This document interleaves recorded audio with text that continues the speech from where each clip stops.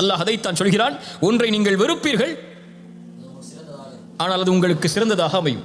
நீங்கள் ஒன்றை நேசிப்பீர்கள், அது உங்களுக்கு தீயதாக அமைந்திருக்கும்.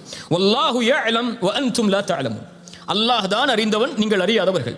உங்களை படைத்த இறைவன் தான் உங்களுக்கு எது நலவு என்று தெரிந்தவன். இந்த நேரத்தில் இந்த செல்வம் குறைக்கப்படுவதால் என்ன நலவு இருக்கிறது என்பதை இறைவன் அறிந்தவன். வபஷ்ஷிரி ஸாபிரீன். நீ பொறுமையோடு இருந்து உன் பாதையில் செல், நீ அறிந்து கொள்வாய் அது என்ன நலவு என்று. உனக்கு ஒரு உறவு கை கூடாவிட்டால், நீ விரும்பிய வாழ்வு உனக்கு அமையாவிட்டால், விரும்பாத வாழ்வு அமைந்து விட்டால் ஏற்றுக்கொள், இறைவன் அதைத்தான் உனக்கு விதித்திருக்கிறான். ஏன் அல்லாஹ் விதித்திருக்கிறான் என்ற கேள்விக்கு பதிலை தேட வேண்டும் என்றால் பொறுமையோடு இரு. பொறுமையோடு இருந்தால் ஏன் இது நடக்கிறது என்பதை நீ அறிந்து கொள்வாய்.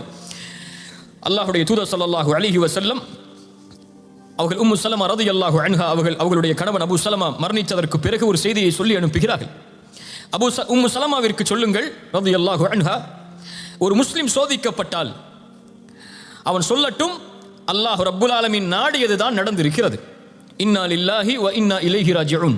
யா அல்லாஹ், இந்த முசீபத்தை என்னிடத்திலிருந்து நீக்கி இதற்கு பதிலான நலவை என்னுடைய வாழ்வில் ஏற்படுத்து என்று சொல்லட்டும் என்று உம்மு ஸலமாவிற்கு ரசூலுல்லாஹி ஸல்லல்லாஹு அலைஹி வஸல்லம் செய்தி அனுப்புகிறார்கள். அவருடைய கணவனுடைய மரணத்திற்காக ஒரு உறவை பிரிகிறார்கள்.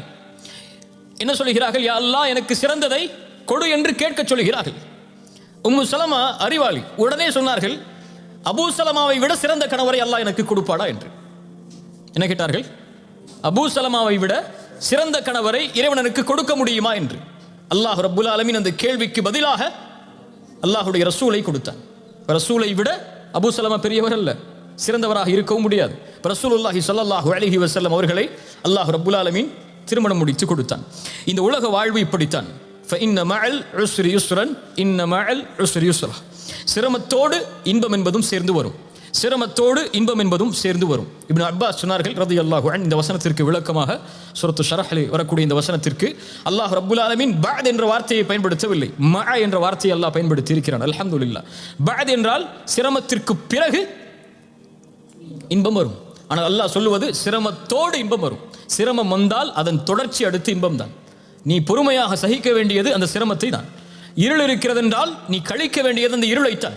வெளிச்சம் மறுநாள் காலையில் இருக்கிறது. நீ கவலையில் இருளாகிவிட்டது என்று நினைத்தால் வெளிச்சத்தை பார்க்க முடியாது. ஃபஇன்ன மஅல் உஸ்ரி யுஸ்ரா, இன்ன மஅல் உஸ்ரி யுஸ்ரா. இதைத்தான் அல்லாஹ் ரப்புல் ஆலமீன் நபிமார்களுக்கும் பாடமாக புகட்டினான்.